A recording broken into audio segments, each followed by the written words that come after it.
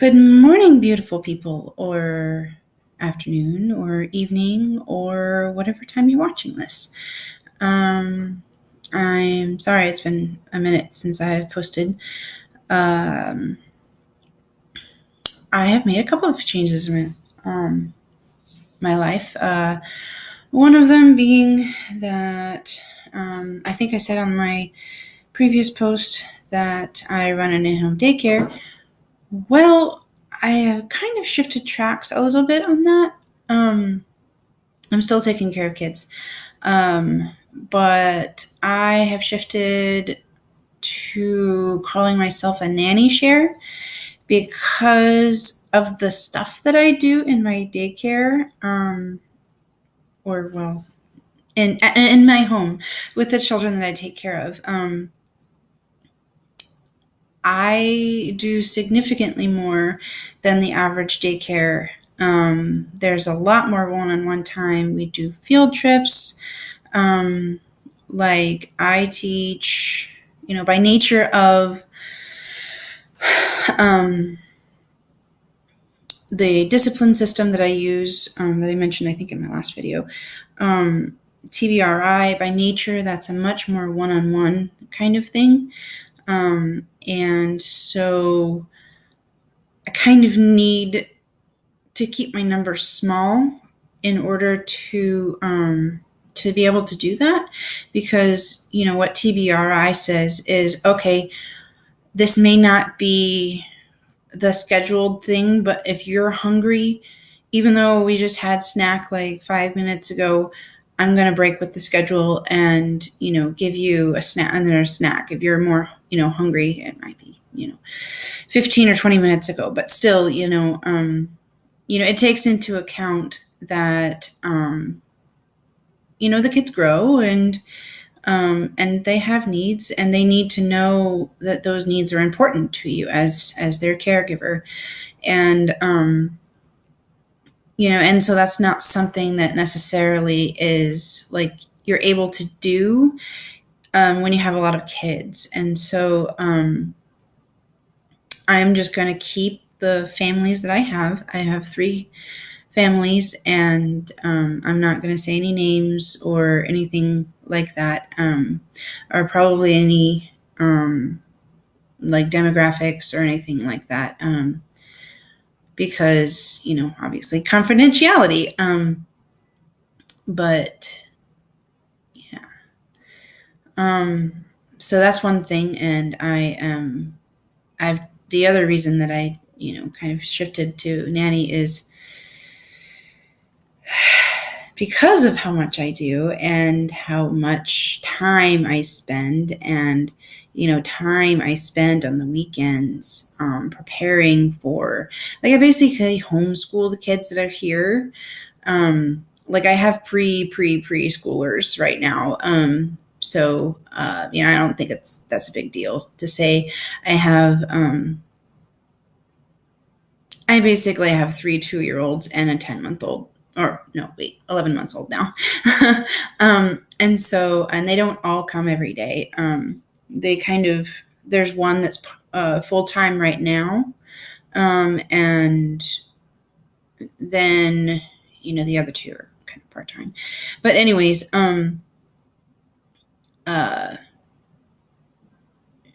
I spend a lot of time preparing food, preparing, curriculum and stuff like that for these kids. And I also take time to use this discipline system, the TBRI, and which, for those of you who don't know, TBRI is trust-based relational intervention, and it was created by the Texas Christian University.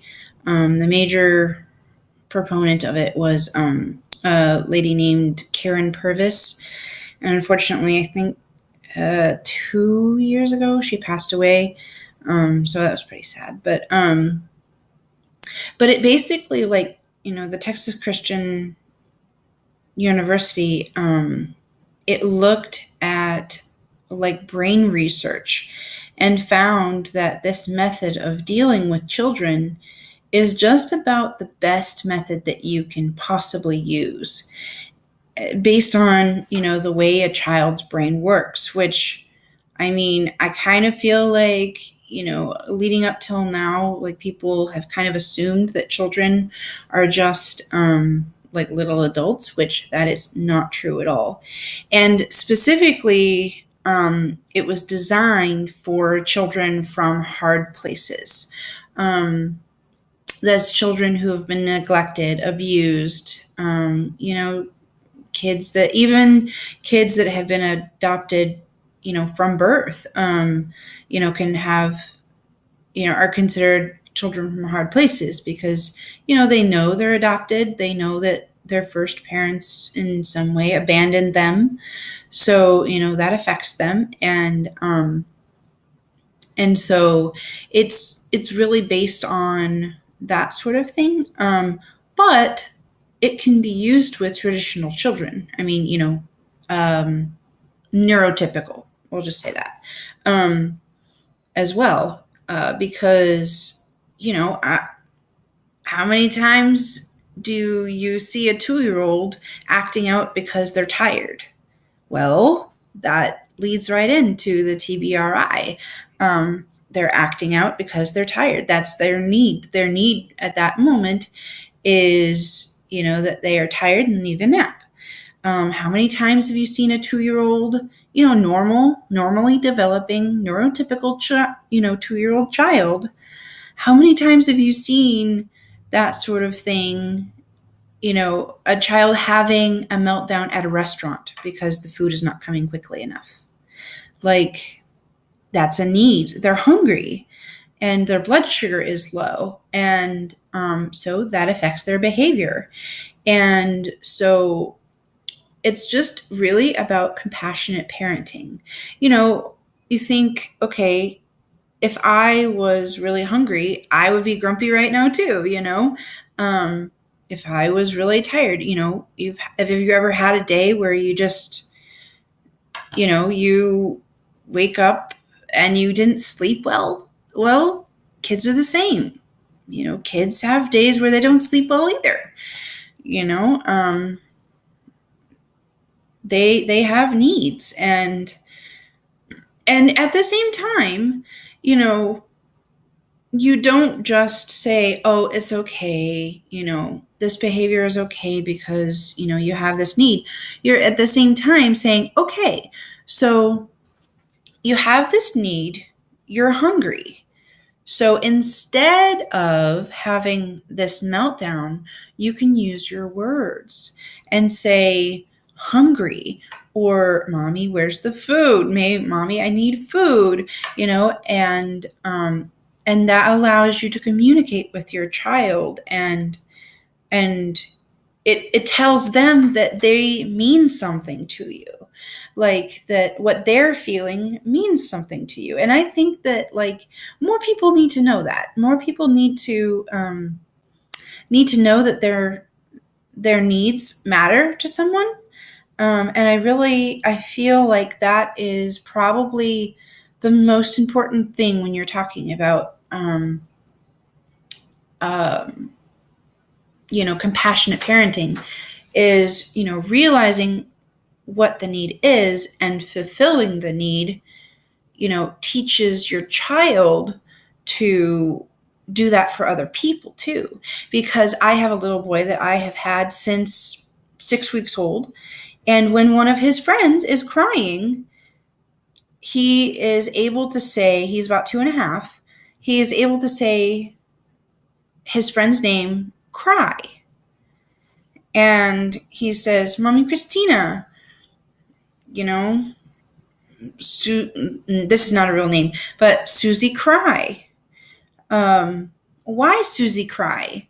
And I say, I don't know. What does she need? What do you think she might need? And, and so we kind of talk through that and say, well, it's about lunchtime. Maybe Susie's hungry, and so that teaches a child, not only do my needs matter, but other people's needs matter too. And And other people can be in bad moods because they're hungry and they have a need, And so like, I just, I really like the philosophy of TBRI for not only, um, parenting compassionately, but teaching your child but to be compassionate and teach their children to be compassionate, because like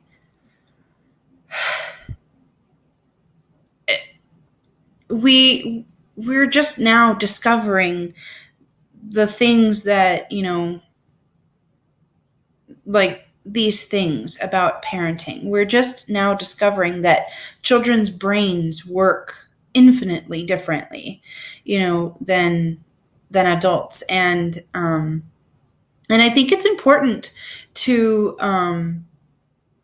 to teach our children to be compassionate, because there's not enough compassionate people in this world. You know, uh, don't want to get political. I don't really want to do politics on this channel, but just look at the world around us. Just, yeah. And I kind of interrupted myself. At the same time, you're fulfilling the need, but you're also telling the children, okay, we don't communicate our needs this way. We do not communicate our needs by screaming and yelling and hollering and hitting and kicking. That's not how we communicate. We use words. We say, if we're mad, we say mad, or frustrated if we're frustrated, or, it's okay to cry. It's okay to cry if you're mad. Crying is perfectly fine. What's not okay is when you scream at people, when you hit people. That is not good, because the Bible tells us, I am a Christian. I will make no bones about that. The Bible tells us, be angry, but do not sin. And where you cross that line is when you hurt other people. And this is, things that I, tell my little kids is, it's okay to have a need. It's okay to have an emotion, but it is not okay to hurt other people because of that emotion. And when we apologize, when we hit, when we scream, we say sorry. And on the other end of the spectrum, or not the other end of the receiver of the screaming or the hit or the kick or whatever it was, the other one says, I forgive you. The other one does not say it's okay, because it is not okay. It is not okay to hit people. It is not okay to have people hit you. It is not okay to scream at people. It is not okay to have people scream at you. And so, because growing up, I was taught to say it's okay. And I feel like that was very instrumental in some of the things that I experienced. And so it is not okay, to have people sin against you. When people scream at you, they are sinning against you. They are being angry and sinning in their anger. When people hit you, that is not okay. That it's not okay. And it is up to you to forgive them, but it is not okay. They have sinned against you. And so, like, these are the things that I do in the daycare. Or it's going to take me a while to get the vocabulary out. These are the things that I do in my home with the children in my home. And so this is the reason, that I have made the switch from daycare to nannyshare, because, I'm still kind of doing the same thing. I've closed my ranks. I don't have any availability left, because I have 4 kids that come in, throughout the week, and that's enough. And, I raise the prices just a little, to be fair to the families that I have, but, still, when they go to kindergarten or, something like that, then the next person that comes in, will have a higher rate, and I'm actually getting paid for what I'm doing, paid decently for what I'm doing. So, and I mean, my parents are awesome. My daycare parents, my families, I love them. And I'm not doing it, I wasn't saying that to say that they hadn't, they didn't pay me fairly or anything. It's just, I mean, that's what we agreed to originally. And now that I'm kind of making this shift, we're kind of having to renegotiate. It's just kind of housekeeping sort of thing. My one set of my parents was, actually all of my sets of parents have been like, yeah, sure, no problem, So, so it's pretty awesome. But yeah, I should probably cut it off there because that's about 16 minutes. So I will see you next time. Bye. Stay beautiful.